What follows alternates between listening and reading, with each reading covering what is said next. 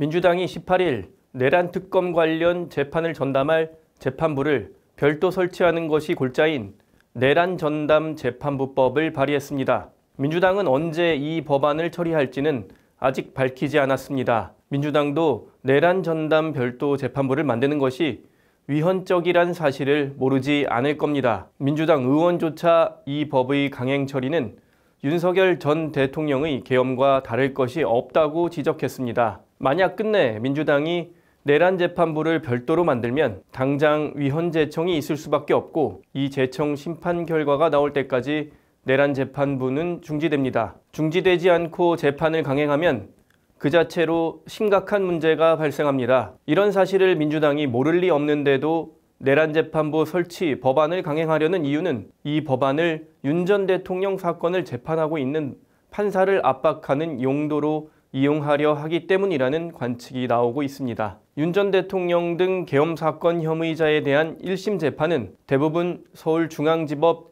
지기현 판사가 맡고 있습니다. 지판사는 지난 3월 윤 전 대통령이 구속기간 만료 상태에서 기소됐고 공수처의 내란죄 수사권이 모호하다는 이유로 구속을 취소한 바 있습니다. 이후 민주당 의원들은 공개적으로 지판사에 대한 공격을 하고 있습니다. 내란 재판부 별도 설치라는 무리한 일을 벌이는 것도 지판사를 심리적으로 압박해 자신들 뜻에 맞는 판결을 내리라는 의도일 수 있습니다. 민주당은 윤 전 대통령 사건만이 아니라 김건희, 순직해병 특검 사건 전담 재판부를 만들겠다는 내용도 법안에 담았습니다. 특검의 무리한 수사에 법원이 제동을 거는 일이 있었는데 이를 좌시하지 않겠다는 뜻으로 보입니다. 민주당이 최근 조희대 대법원장 사퇴나 탄핵까지 거론하며 사법부를 압박하는 것도 이런 흐름과 무관하지 않을 겁니다. 민주당은 내란 전담 재판부법에서 위헌적 요소를 제거했다고 하지만 그렇지 않습니다. 헌법 101조는